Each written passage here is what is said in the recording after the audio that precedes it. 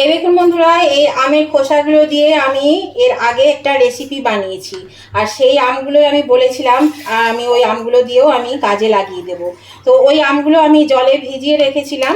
তো জলে ভিজিয়ে রেখে আমি এই আমগুলো দিয়ে আপনাদেরকে দেখাচ্ছি কত সহজে তেল ছাড়া একদম বিনা তেলে আমের খুব সুস্বাদু একটা আচার। তো দেখুন, জলে ভেজানোর জন্য বেশ একটু কষ বেরিয়েছে। এইটা আমি জলটা ফেলে ধুয়ে দিচ্ছি। আমগুলো আমি ধুয়ে নিয়ে চলে এসেছি বন্ধুরা। এবার আমগুলোকে একটু আপনাদের পছন্দ মতন পিস করে নেবেন। তো দেখি আমি ছুরিতে কতটা পিস করতে পারি, আঠি হয়েছে কিনা। হ্যাঁ, ভালো আঠি হয়েছে, শক্ত হয়েছে। এগুলো বটি ছাড়া কাটতে পারবো না, জানেন, হাতে ব্যথা আছে, ওই জন্য চাপ দিতে পারছি না। তো আমি বটিতে কেটে নিয়ে আসি বন্ধুরা, তারপর আমি দেখাচ্ছি আপনাদেরকে। এটা দেখি একটু চেষ্টা করে। আটিগুলো বেশ একটু শক্ত হয়ে গেছে, এটাও তাই। আমগুলো এমনি ডাসিয়েছে, কিন্তু হলে কি হবে, একটু আঠি হয়ে গেছে না, আঠিগুলো শক্ত হয়ে গেছে। তাহলে আমি বটিতে কেটে নিই বন্ধুরা, তারপর দেখাচ্ছি। এই দেখুন বন্ধুরা, এই আমগুলো আমি কেটে নিয়েছি, কিন্তু জানেন বন্ধুরা, এটা ছুরিতে তো কাটা সম্ভব ছিলই না, বটিতেও আমি কাটতে পারলাম না। আমি কেন, বাড়ির কেউই কাটতে পারলো না, জানেন, এত শক্ত হয়ে গেছে। শেষে আমি বাধ্য হয়ে এরকমভাবে মানে সাইড থেকে পিসগুলো বার করে নিলাম, শ্বাসগুলো। আর এই যে আটিগুলো আমি এখানে নিয়ে নিয়েছি। তো এবার আমি কি করব দেখুন, এগুলো ভালো করে ধুয়ে নিয়েছি। ধোয়ার পরে এই যে এখানে আমি একটা টাওয়েল নিয়েছি, এর মধ্যে এই আমগুলো দিয়ে দেব। এই আমগুলো দিয়ে ভালো করে একটু শুকিয়ে নেব, মানে মুছে নেব, যাতে জলটা না থাকে। সেই জন্য এগুলো আমগুলো আমি একটু একটু করে দিয়ে দিচ্ছি, ভালো করে একটু শুকিয়ে নেওয়ার জন্য। এভাবে একটু কিন্তু জলটাকে মুছে নিতে হবে, তাহলে এর মধ্যে জল থাকলে কিন্তু আচারটা খারাপ হয়ে যাবে। তো আমি ওই জন্যে কী করলাম, এইগুলো দিয়ে টাওয়েলটা দিয়ে আমের এই যে জলটুকু রয়েছে সেই জলটুকু আমি ভালো করে মুছে নেব। সমস্ত আম থেকে কিন্তু আগে এই জলগুলোকে এরকমভাবে মুছে নিতে হবে। আপনারাও কিন্তু এইভাবে করবেন। আর এইভাবে কিন্তু যে এই যে আঠিটা বেরোলো না, তাতে কোনো অসুবিধা নেই, এইভাবেও কিন্তু করা যায়। খেতে কিন্তু খারাপ হয় না, ভালো হয়। একটা কাই বেরোবে, বেশ সুন্দর একটা কাই কাই ভাব থাকবে, খেতে কিন্তু দারুণ একটা জেলি জেলি টাইপের আচার হবে, খেতে কিন্তু ভালো লাগে। আমি কিন্তু এরকম ভাবে করে থাকি, আপনারা দেখুন তাহলে বুঝতে পারবেন। আপনারা না করলে এইভাবেও কিন্তু করতে পারবেন, যদি কোনোদিন না করে থাকেন তাহলে করে নেবেন। তো আমি সুমনা চলে এসেছি আমার রেসিপি ঝুলি থেকে একটা রেসিপি নিয়ে। আশা করি আপনারা সকলে ভালো আছেন, সুস্থ আছেন। আমার পরিবারের সকল বন্ধুদেরকে স্বাগত জানিয়ে আমি আজকে রেসিপি শুরু করছি। তাহলে প্রথমেই আমি কিন্তু এই আমগুলোকে আগে মুছে নিলাম। দেখুন, এগুলো কিন্তু মোছা হয়ে গেছে, বাকিগুলো আমি এবার মুছে নেব। এই দেখুন বন্ধুরা, আমি কিন্তু এক্সট্রা জলটা টাওয়েলে চেপে শুকিয়ে নিয়েছি। তো এবার এটা তো একটা আমের রস রস ভাব থাকবেই। এর মধ্যে আমি দিয়ে দিচ্ছি এখানে চিনি। বেশ কিছুটা চিনি আমি নিয়েছি, এক বাটির মতন। এই চিনিটা আমি দিয়ে দিলাম। এই চিনিটা দিয়ে এই আমটা ভালো করে মাখিয়ে নিতে হবে। এই আমটা ভালো করে চিনি দিয়ে মাখিয়ে আমি 10 মিনিট রেস্টে দিয়ে দেব। এই আমের আচারটা একদম সম্পূর্ণ কিন্তু তেল ছাড়া হবে। আর এর মধ্যে কোনো রকম জলও দেওয়া যাবে না, তেলও দেওয়া যাবে না, কিন্তু খেতে এতটাই সুন্দর হয় বন্ধুরা। খেয়ে দেখবেন একবার বানিয়ে, তাহলে কিন্তু বুঝতে পারবেন যে কতটা সত্যিকারে কতটা সুন্দর হয়। তো এটা আমি চিনি দিয়ে ভালো করে একটু মাখিয়ে নিই আগে।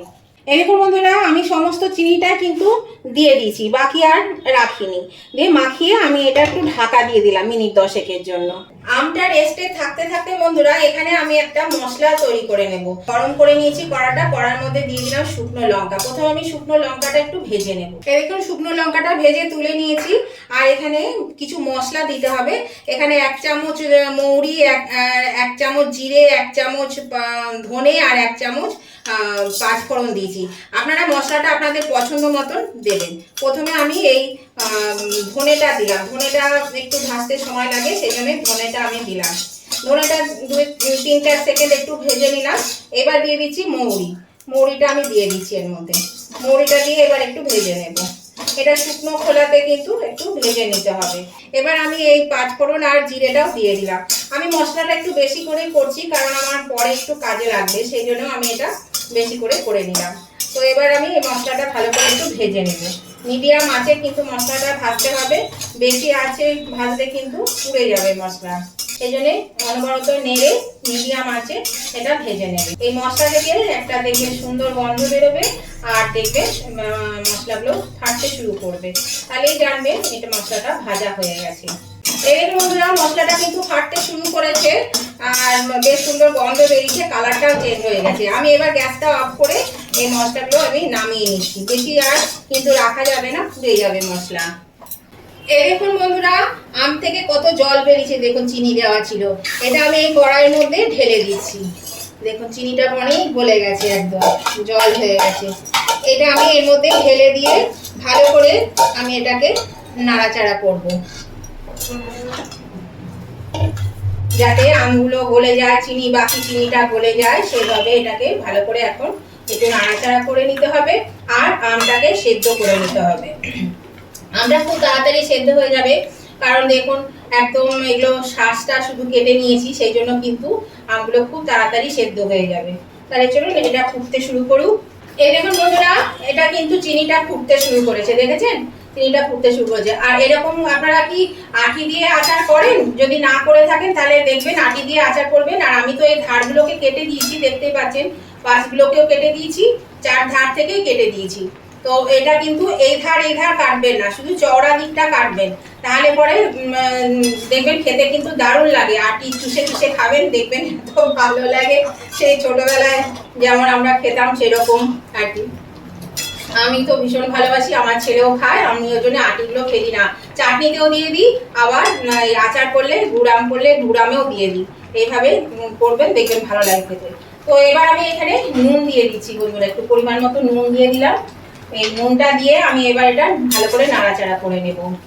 তো নতুন বন্ধু যারা আমার চ্যানেলে প্রথম এসেছেন, এখনো পর্যন্ত আমার চ্যানেলটা সাবস্ক্রাইব করেনি, তাদের কাছে আমার অনুরোধ অবশ্যই কিন্তু আমার চ্যানেলটা সাবস্ক্রাইব করে পাশে থাকবেন, আর পাশে থাকা বেলটা অবশ্যই ক্লিক করে দেবেন। তাহলে আমি যখনই আমার ভিডিও আপলোড করব সাথে সাথে নোটিফিকেশন আপনাদের মোবাইলে পৌঁছে যাবে, আর সবার আগে আপনারা আমার ভিডিও দেখতে পাবেন।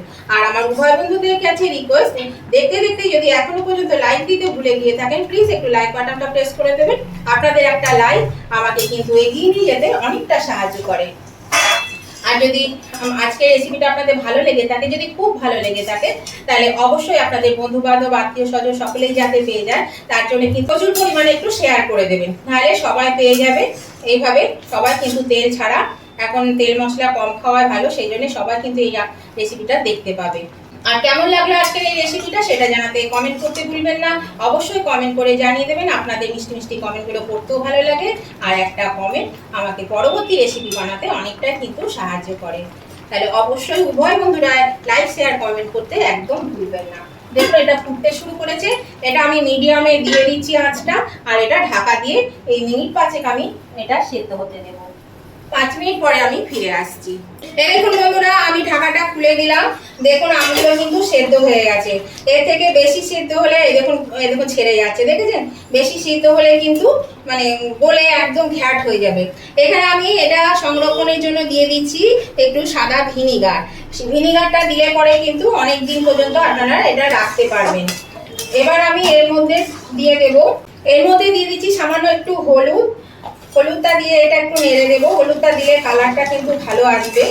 আর এর মধ্যে আরেকটা জিনিস দেব যেটাতে কালারটা আরো সুন্দর হবে, সেটা হচ্ছে একটু কাশ্মীরি লঙ্কা গুঁড়ো। এটা ঝাল হয় না, কিন্তু কালারটা খুব সুন্দর হবে, সেই জন্য এটাই আমি কাশ্মীরি লঙ্কা গুঁড়োটা একটু দিয়ে দিলাম। দেখুন গলে গেল কিন্তু, দেখলেন তো? এটা আমি বললাম না জেলি টাইপের হবে সে আচারটা একদম, তো দেখুন গলে গেছে। এটা কিন্তু জেলি টাইপের একটা আচার হবে, খেতে কিন্তু খুবই ভালো লাগবে, খেতে খারাপ লাগে না। আমি কিন্তু এইরকম ভাবে অনেকবার করেছি, তো আমার দেখানো হয়নি, এটাই সত্যি কথা, আমার দেখানো হয়নি, আমি দেখাইনি, কিন্তু আমি এটা করেছি অনেকবার। দেখুন কালারটা খুব সুন্দর এসে গেছে। এবার আমি এর মধ্যে দিয়ে দিচ্ছি ওই যে মশলা ভাজলাম, সেই ভাজা মশলা গুঁড়ো করে নিয়েছি, সেটা আমি এর মধ্যে মিশিয়ে দিলাম। আর এইভাবে কিন্তু দেখুন মিশিয়ে আরেকটু দিয়ে দিই মশলা, ব্যাস এতেই হয়ে যাবে। আর এটা কিন্তু আর বেশি ফোটাবো না, কারণ এটা আরো কালে টেনে নেবে, সেই তখন একদম শুকনো শুকনো হয়ে যাবে। এরকমই এটা থাকবে। দেখুন কতটা ভালো লাগছে দেখতে, দেখুন কালারটা কত সুন্দর এসছে, আর খেতেও কিন্তু দুর্দান্ত হয়। আমার এই 2 দিন আগে আমার 1 বোতল খাওয়া শেষ হলো, আমি করেছিলাম, বেশ ভালো হয়েছিল খেতে। তো এবার আমি গ্যাসটা অফ করে আমি একটা পাত্রে তুলে নিচ্ছি। এটা আমি কিন্তু একটা পাত্রের মধ্যে তুলে দিচ্ছি বন্ধুরা, দিয়ে এটা ঠান্ডা করে তারপর কিন্তু বোতলে ভরতে হবে। আর এটা দেখুন জেলি টাইপের আচার বা চাটনি যাই বলুন না কেন, এটা খেতে কিন্তু দুর্দান্ত হয়েছে, দারুণ টেস্ট হয়েছে। আপনারাও কিন্তু একবার করে খেয়ে দেখুন। এটা আমি নামিয়ে নিই আগে। এই দেখুন বন্ধুরা, আমি নামিয়ে নিয়েছি, দেখুন কতটা সুন্দর হয়েছে দেখতে, আর খেতেও কিন্তু দারুণ। এই গরমটায় কিন্তু আমি একটু ওই যে খুন্তি দিয়ে তুললাম, ওই সেটা থেকে একটু আঙুল চেটে খেয়ে দেখলাম, টক ঝাল মিষ্টি হয়েছে, দারুণ টেস্ট হয়েছে। মানে কি বলবো বন্ধুরা, অবশ্যই কিন্তু আপনারা এইভাবে একবার করে খাবেন, দেখবেন কিন্তু খুবই ভালো লাগবে। তারপর আপনারা আমাকে কমেন্ট করে বলবেন। আর দেখলেন তো বিনা তেলে কত সুন্দর একটা আমের জেলি আচার বা চাটনি হয়ে গেল। এটাতে কোনো ক্ষতিকর নেই, তেল ছাড়াই, একদম সম্পূর্ণ তেল ছাড়া। তো ভিডিওটা ভালো লাগলে উভয় বন্ধুরা কিন্তু লাইক শেয়ার কমেন্ট করতে ভুলবেন না। আর নতুন বন্ধুরা কিন্তু সাবস্ক্রাইব করে আমার পাশে থাকবেন। আজকের মতন ভিডিওটা এখানেই শেষ করলাম। আবার আমি নতুন ধরনের নতুন কোনো ভিডিও নিয়ে চলে আসবো। ততদিন আপনারা ভালো থাকবেন, সুস্থ থাকবেন। Tata, bye bye.